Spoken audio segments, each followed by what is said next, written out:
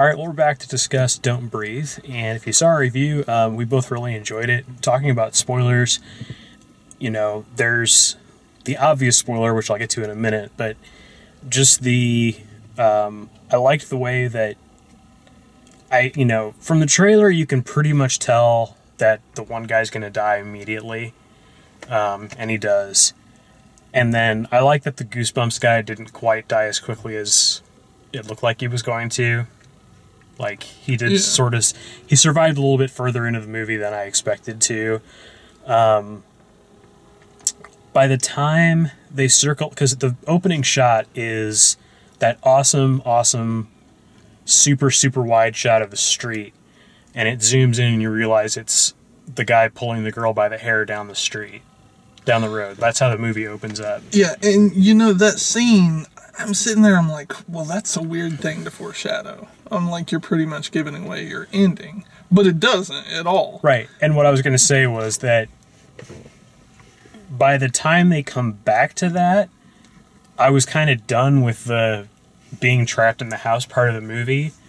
But they do it in such a way that is like the end of them being trapped in the house. Yes, she gets dragged back, but that's when she gets the panic button out, and that's when she gets the ladybug shows her the panic button, and then she grabs the crowbar or whatever and beats the guy, and he falls and shoots himself, and that's it, and she gets away. So I was really happy that wasn't like leading into another 15 minutes of, them wrestling around in the house kind of thing. And then I also thought it was cool that, like, the twist with the kidnapped girl, who was the girl who killed the guy's daughter, the twist that she was there in the first place, and then the twist of why she was there, and then all of that being revealed right before he tries to impregnate the girl that's the main character of the movie, basically. Those reveals were all excellent. They were all really done well. But I really liked how you don't get the full story until the absolute last minute. Like, the kidnapped girl didn't give anything away. She never spoke. They never took the tape off of her mouth. Yeah. So that part of his plan you don't know about. And I thought that was really cool, the way that they managed to keep that suspense. And then at the end, it's like he survives and manages to, like, BS the police into thinking that he just survived a home invasion because he successfully hid the body of the girl that he kidnapped.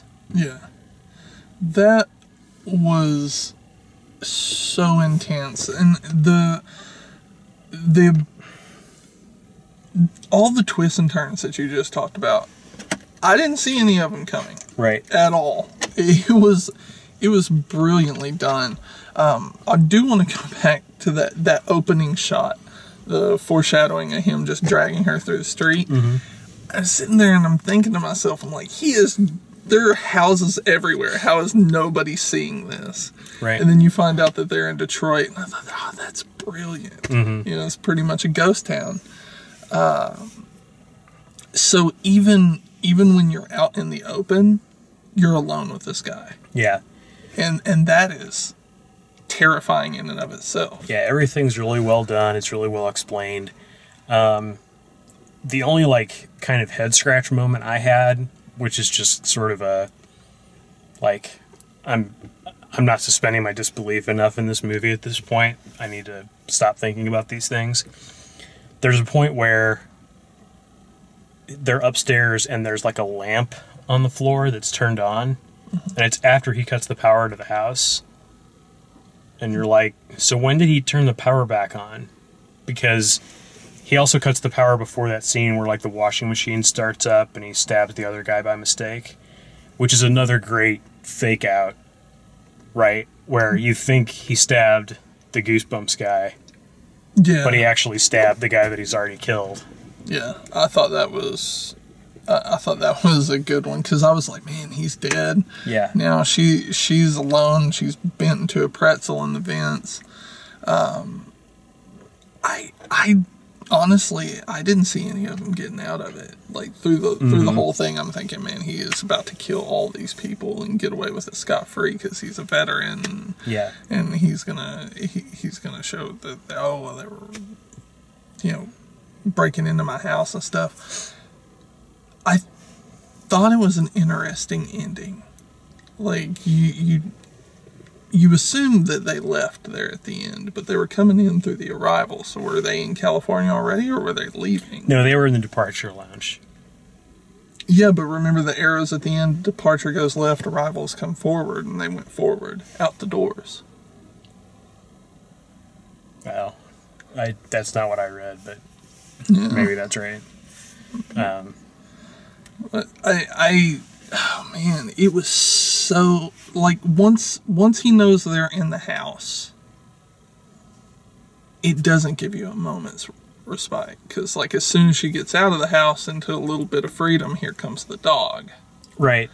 And so the movie just keeps you going the entire time. It never gives you a moment to catch your breath, if you will. It was just very well paced. Yeah, I agree. How long was it? It's under 90 minutes. I think it's like 87 or something like that. At some point, it felt like excruciatingly long, and I think it was just because I was worn out from experiencing this with them. Yeah, like I said, if it had gotten to the point where I think, and there were people in the theater that like forgot the opening scene, because when he's dragging her by the hair down the road, there was like people throwing up their hands and being all frustrated, like, oh great, now they're going back into the house. It's like, well, yeah, we knew this was coming. Like, this was the one thing that we knew was coming in the movie, so get over it. Yeah, I don't think it wears out its welcome at all. I think it is just the right length for the premise that it is, and I think that if it didn't have the twist with the girl and the new child and all that kind of stuff, it wouldn't have, like, it would have been 15 minutes too long, 20 minutes too long. But because they have those extra twists in there, it pads it out and makes it work right. Yeah. So, yeah, go see this one. Definitely. It's good. Don't breathe. If you like the way we do this, please check out all the written video reviews at dalemaxfield.com. Thanks for watching.